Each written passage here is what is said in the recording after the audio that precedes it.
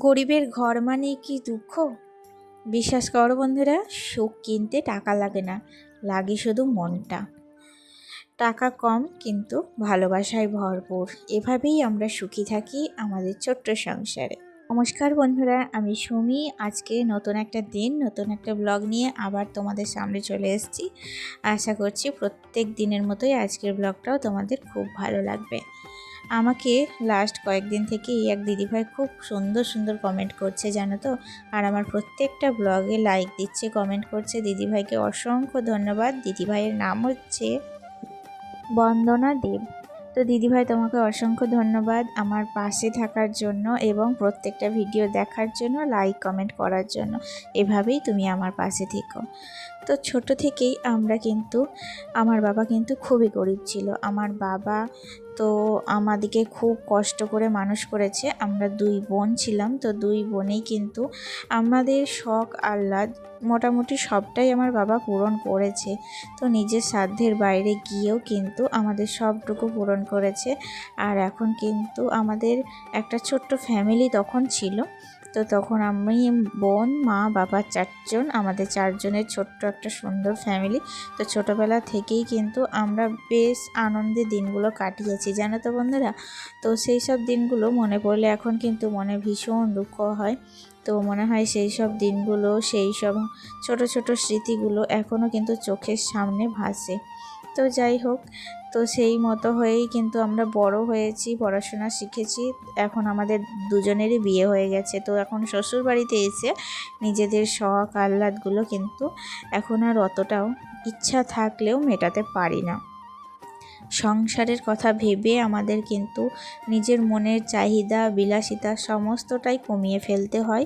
তো বাবার বাড়িতে তো কোনো দিনই ধরো নিজের মনের চাহিদা, বিলাসিতা কমিয়ে ফেলিনি, কারণ সেটা আমাদের বুঝতেই দেওয়া হয়নি। আর শ্বশুরবাড়িতে এসে যখন নিজের সংসার হয় তখন বুঝি যে কিভাবে সংসার খরচ বাঁচাবো, কিভাবে একটু সেভিংস করব। তো এইটাই কিন্তু তখন মনে মনে চিন্তা করি। তো যাই হোক, দেখো, আমি আজকে মাসকাবাড়ির অনেক কিছু কিন্তু আনিয়েছিলাম। সেগুলোই এখন সকালবেলায় ঘুম থেকে উঠে বাসি কাজ সেরে তারপরে সেগুলোই এখন প্রত্যেকটা কন্টেনারে ভরে রাখছি আলাদা আলাদা করে। আর দেখবে একসঙ্গে অনেক মাসকাবারি যদি নিয়ে আসা হয় তাতে অনেকটা সেভিংস হয়, এমনকি তোমার অনেক দিন যায়। এবং কন্টেনারে আলাদা আলাদা করে ভরে রাখলে কিন্তু প্রত্যেকটা জিনিস খুঁজে পেতে সুবিধা হয়, দেখতেও ভালো লাগে। তো এইরকম ছোট ছোট অভ্যাস, ছোট ছোট টিপস দিয়েই আমার এই ছোট্ট সংসারটাকে আমি সুন্দরভাবে সাজিয়ে তুলছি এবং সাজিয়ে তোলার চেষ্টা করছি। প্রথম যখন বিয়ে হয় তখন তো ধরো অতটা জ্ঞান ছিল না, খুব অল্প বয়সেই কিন্তু আমাদের দুই বোনের বিয়ে হয়েছে। তো উচ্চ মাধ্যমিক পাস করার পরই কিন্তু বিয়ে ঠিক করে দিয়েছিল বাবা। তো তারপরেই কিন্তু বিয়ে হয়ে যায়। তো আমার তো সম্বন্ধ করে বিয়ে, বুঝতেই পারছো। তখন কিন্তু অতটাও আমি কিছু জানতাম না, সত্যি কথা। এখন ভাবি, এখনকার দিনের সমস্ত মেয়েরা নিজেদের শখ আহ্লাদ সমস্তটাই কিন্তু পূরণ করছে। তো আমি তখন না একটু সাজগোজ কিনেছিলাম নিজের বিয়ের সময়। বিয়ে বলে কথা, তখন তো একটু সাজগোজ কিনতে ইচ্ছা করে, মেকআপ করতে ইচ্ছা করে, কিন্তু তখন না আমি মেকআপ না করতাম না সাজগোজ কিনেছিলাম। তো সিম্পলি আমার বিয়েটা হয়েছিল, মন্দিরেই অনুষ্ঠান করে আমার বিয়ে কমপ্লিট হয়। তো তখন কিন্তু অতটাও আমার জ্ঞান ছিল না, সংসার সম্বন্ধে, সম্পর্ক সম্বন্ধে অতটাও গভীর জ্ঞান হয়নি। তো যত দিন গিয়েছে আস্তে আস্তে, তারপর সংসার যত নিজের হাতে ধরতে পেরেছি, আস্তে আস্তে সমস্ত জ্ঞান হয়েছে। কার সাথে কোনভাবে কীভাবে কথা বলতে হয়, কোন কথাটা কার সামনে বলতে হয়, বা সংসার চালাতে হয় কেমন করে, রেস্কিউ কীভাবে করতে হয়, সেভিংস করতে হয়, সমস্তটাই আস্তে আস্তে অর্জন করেছি। তো মোটামুটি আমার বিয়ে হওয়া 7 বছর হয়ে গেছে। তো 7 বছরে আমি কিন্তু এই সংসার থেকে অনেক কিছু শিখেছি, ধৈর্য ধরতে শিখেছি। তারপরে সংসারে সবারই সাথে কিভাবে মানিয়ে চলতে হয় সেগুলো শিখেছি। তো যাই হোক বন্ধুরা, এভাবেই কিন্তু আমার সংসার জীবনে পা রাখা। আস্তে আস্তে সংসারে আরও অনেকগুলো দিন আমাকে কাটিয়ে এসেছি, আরও সামনের দিনগুলো কাটাবো। তো যাই হোক, দেখো আমি কিন্তু রান্না বসিয়ে দিয়েছি।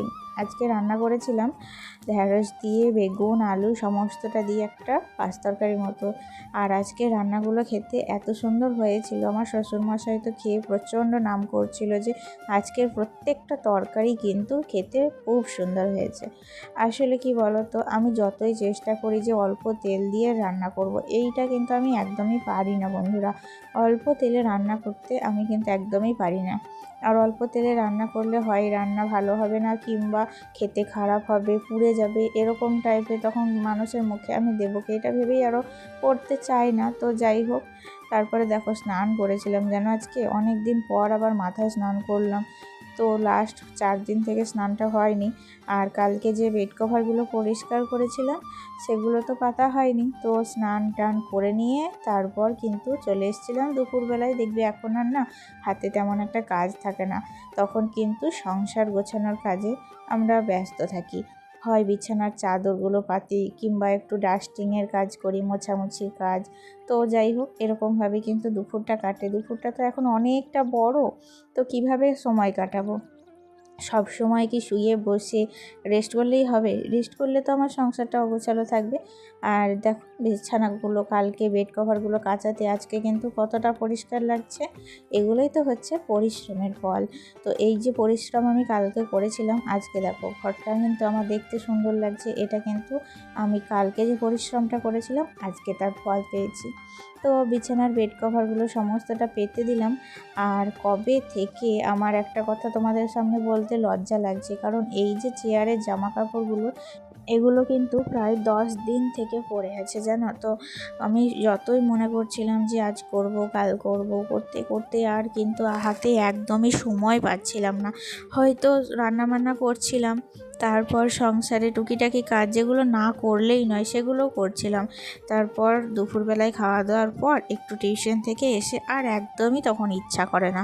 তো কোনো দিন ভাবি যে রাত্রিবেলায় করব। তো সারা দিন কাজকর্ম করার পর তখন কিন্তু রাত্রিবেলায় আর একটুও ইচ্ছা করে না জানো তো। তো এই যে জামা কাপড় ভাঁজ করা ভরা, এগুলো কিন্তু একটা ধৈর্যের কাজ। জামা কাপড় ভাঁজ করতে বেশ খানিকটা সময় লেগে যায়। তখন মনে হয় যে এই টাইমটায় কিন্তু অন্য কাজগুলো করা যেতে, কিন্তু কি করব, জামা কাপড় ভাঁজগুলোও তো করতে হবে, এগুলোও তো একটা কাজ, এগুলোকেও তো ভরে রাখতে হবে। আর এইভাবে চেয়ারের মধ্যে কতদিন ফেলে রাখবো? তাতে তো আমার কাঁচা জামা কাপড়গুলোই আবার ধুলো পড়ে যাবে। তো আমাকে তখন আবার কাচতে হবে। সেই কথা ভেবে আজকে দেখলাম যে না, আজকে কিন্তু আমি জামা কাপড়গুলো ভরেই ছাড়বো। এই জন্য দেখো এখন কোমর বন্ধে লেগে পড়েছি সমস্ত জামা কাপড়গুলো ভাঁজ করতে। প্রত্যেকটা জামা কাপড় যেগুলো ভাঁজ করার সেগুলো ভাঁজ করে নেব। আর যে জামা কাপড়গুলো আমার কিছুটা মানে আমার হাজব্যান্ডের কিছু জামা কাপড় মানে পরেছে ছেড়েছে এরকম একটা ব্যাপার, তো সেগুলোই কিন্তু আমি এখন আয়রন করব। তো যাই হোক, ছোটোবেলায় আয়রন করার কিন্তু আমার ভীষণ ইচ্ছা ছিল। তো আমার বাড়িতে তখন আয়রন ছিল না।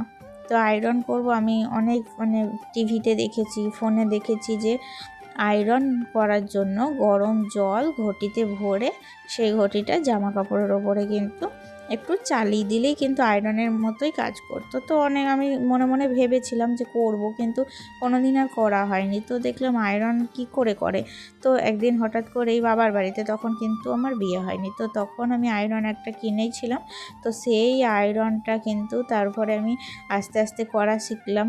তো তারপরে সমস্ত আয়রন আমিই করতাম। আর তারপর বিয়ের পরেও এখানেও কিন্তু সমস্ত আয়রন আমিই করি। তো যাই হোক, তো আমার হাতে কিন্তু খুব অল্প পরিমাণেই জামা কাপড় পুড়ে গিয়েছিল। তো আমার হাতে মোটামুটি এখন মনে করলে একটা কাপড় কিন্তু আমার কাছে পুড়ে গিয়েছিল। সেটা হচ্ছে কি বলতো, আমারই একটা সিল্কের কাপড়, আমি একটু অন্যমনস্ক ছিলাম।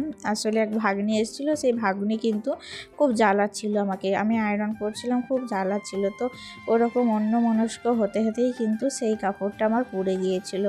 তো যাই হোক, সেই কাপড়টা কি করেছি বলো তো, আমারই এই রুমে, যে বেডরুমে দেখতে পেলে ওপরের দিকে একটা পর্দা করা আছে ইয়েলো কালারের, যে শাড়িটা কালকে তোমরা দেখেছো, তো সেই শাড়িটাই কিন্তু আমার পুড়ে গিয়েছিলো।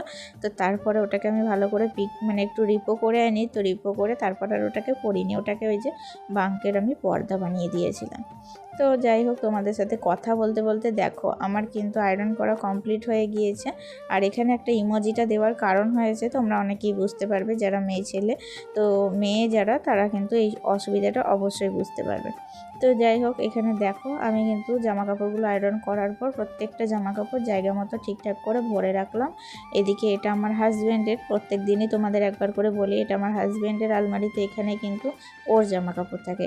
আর এই যে পাশের আলমারিটা ছোট্ট করে দেখতে পাচ্ছ, এটা কিন্তু আমার ছেলে, তো যাবতীয় যেগুলো ভাঁজ করেছিলাম সেগুলো এইখানে ভরে রাখি। আর যাই হোক বন্ধুরা, আজকের মতো ব্লগটা তাহলে বেশি বড় করছি না, এখানেই শেষ করব ভাবছি। কারণ কি বলো তো, মাথার চুলটা তো ভিজে হয়ে আছে, বুঝতেই পারছো, নিচে গিয়ে কিন্তু আরও বেশ কাজ ছিল। তো আমার কিন্তু আর হাতে সময় ছিল না যে ক্যামেরাটা অন করার মতো, কারণ একটু তাড়াহুড়োর মধ্যেই কাজগুলো কমপ্লিট করব, সেই জন্য আমি আর বেশি সময় পাইনি বন্ধুরা। আজকে এখানেই শেষ করছি, দেখা হচ্ছে নেক্সট ব্লগে। টাটা।